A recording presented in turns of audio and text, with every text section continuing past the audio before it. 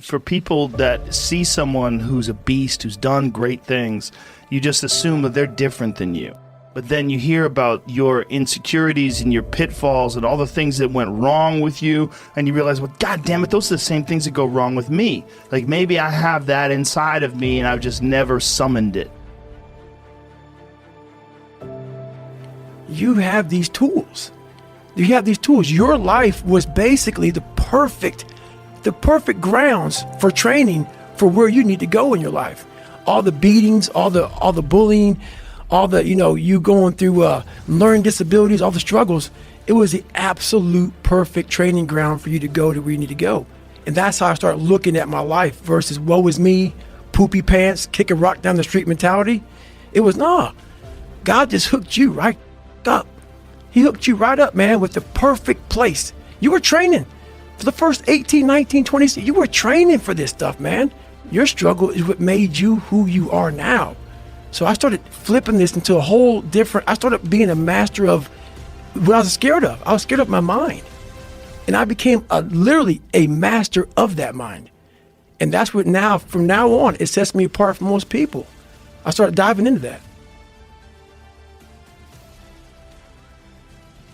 My dad was a person that, he was an alcoholic. He was really big on being a powerful man. And once my dad got drunk, that's when the nightmare began. He'd get drunk, he'd get violent. We got beatings quite regularly, probably at least once or twice a week. And the beatings weren't like, hey, I'm gonna give you a whipping because you did something wrong. It was like, hey, I don't feel good today. And you get beat for that. That foundation of life that I didn't have, that's how it started off for me. And it's progressively got worse. I have all these scars on my brain from growing up, from, being abused, from suffering through life, from having a learning disability, from stuttering, from having just a really bad childhood. I kept on feeling like I was getting over the hump. And then one little windstorm, small little windstorm would come by and push me back to scratch. I taught myself all these things, all these disciplines. But whenever the first real big challenge would come, that little windstorm would push me back in the hole. And I realized, man, I'm fixing stuff on a surface level. I'm all surface, man. I'm not going deep into the cellar of my mind and fixing the foundation of my soul.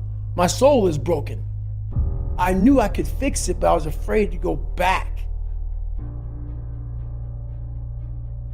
I was about 24 years old, and I went from 175 to almost 300 pounds.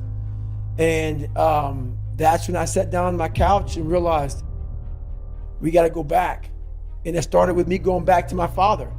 I'm never going to get over the hurdle. I'm always going to live on a surface level until I go deep into the sewer of my mind to figure out and face all of these different demons. That's hard.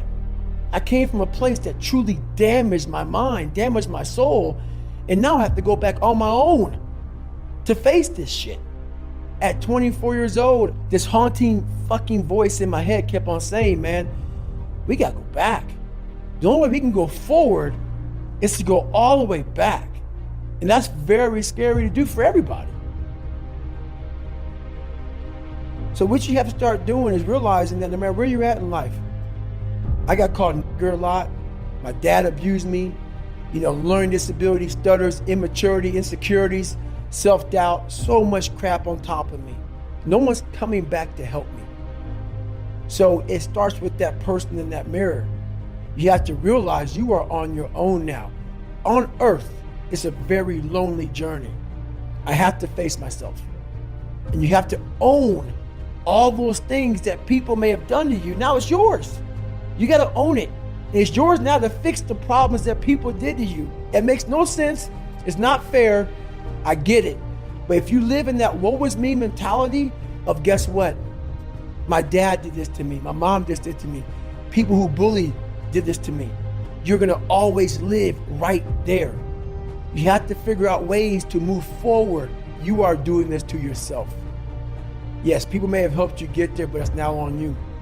You have to constantly rewrite your book every day of your life. these aren't just words I say. This is how I have to live. Like, these are conversations I have with myself. And I say it everywhere I go. The most important conversation when you have it yourself. You live with it every single day. But most of our conversations are not the right ones. They're not the ones that are going to push us to the place we need to go. They're the ones that are going to keep us sitting in that toxic environment that you've helped create and everybody else helped create, and you just live in it. You live in that muck, and that conversation just plays in your head. That becomes you. The conversation has to become an honest conversation of where you're at mentally. Where am I at mentally? I look like shit. I feel like shit. I'm falling behind in school. I'm lazy. My house is a mess. You have to look at what it is and call it what it is. It's not okay. So that's where it starts. It starts with that accountability of it's not okay anymore. This can no longer be okay. What was hard about it was trying to find power. Trying to find power in filth. Trying to take all this negative shit and say, all right, how the fuck am I gonna use all this shit to propel me forward? That's the hardest part about it, because all you want to do is lay in it and just say, God, man, like, just let me die in this shit. So as you're going back to it, it almost makes you say, how the fuck did I get here? Because you have to go back to it before you go forward. You know, we all want to start now. So that's not how it works. You can't speak about the way I do unless you process it. You go back 1,000,000 times. You battle it. You overcome it. Even though it's gone, you gotta go back in your mind and face it and overcome it. That's how the generational shit goes on. My dad was an alcoholic. My dad was a druggie. I'm a druggie. That's how that shit goes on. No one stops it. I stopped it. So that's what that caused me to do. There's a great drive and passion behind doing things for the mind and the soul. There's something inside you. The brain is the most powerful thing. The mind is the most powerful thing that we have. And if you can tap into that, you can come from the daggone roots of hell and become such a great seed.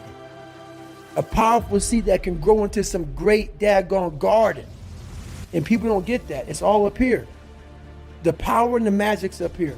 You do have the courage. You just got to find it. Throughout this journey, I started becoming this new person. I started creating this new person. And people started seeing me as this amazing superhero. In the back of my mind, I knew the real story. I had to go through all of that shit to see the limitations of the human mind. I believe that I was here to do that. To come literally, no one taught me anything, man.